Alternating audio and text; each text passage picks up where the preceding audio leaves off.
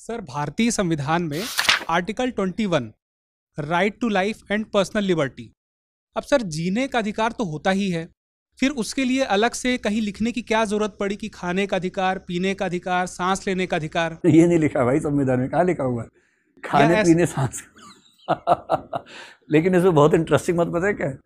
इससे लग रहा है कि हमारा संविधान सफल रहा। आपका जन्म संविधान बनने के बाद ही हुआ होगा, अब तो बहुत बाद में हुआ होंगे। 21वीं सदी के हैं आप, 20वीं सदी के हैं, हमारी सदी के ही हैं ऐसा मतलब। ठीक है, ये कितनी प्यारी बात कर रहे हैं कि सर जीने का अधिकार तो होता ही है।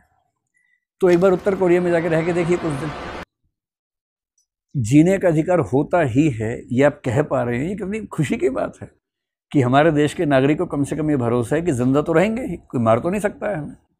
हालांकि इनकाउंटर्स यहाँ भी हो रहे हैं, ऐसा नहीं है कि नहीं हो रहे हैं, लेकिन वहां जो स्थिति है उत्तर कोरिया में, कब शासक का मन किस पे खराब हो जाए, अगले सेकंड में कितने कुत्ते उसको खा जाएंगे या तोप के आगे उसको बांध के गोले से उड़ा देंगे, वहां तो ये होता है।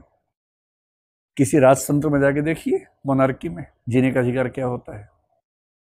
तो जिंदा रहने का अधिकार मुफ्त में नहीं मिल गया है, बहुत सदियों में बहुत लोगों ने बलिदान दिए हैं तब जाके मिला है। और आज़ाद भारत में संविधान में लिखा गया है कि जीने का अधिकार आर्टिकल 21 में है, और व्यक्तिगत स्वाधीनता, पर्सनल फ्रीडम।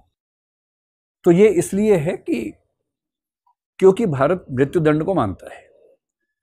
जो देश मृत्युदंड को नहीं मानते वहां एब्सोल्यूट राइट टू लाइफ होता है।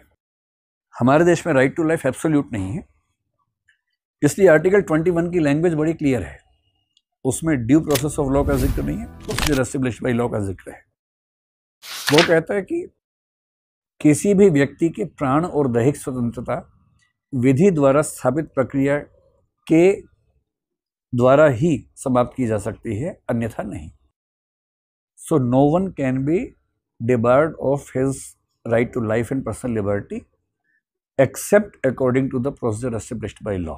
ये उसकी स्टेटमेंट है। इसका मतलब है कि हम फांसी देके किसी को मार सकते हैं, राज्य मार सकता है, पर उसके लिए प्रोसीजर एस्टेब्लिश्ड बाय लॉ होना चाहिए।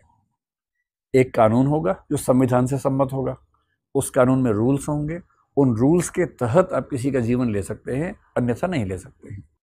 ऐसी पर्सनल फ्रीडम का सिंपल सा मतलब है कि आपको बांधा हुआ नहीं, आप आराम से खड़े घूम फिर रहे हैं तो पर्सनल फ्रीडम है। मतलब बेसिक मीनिंग इसका ये।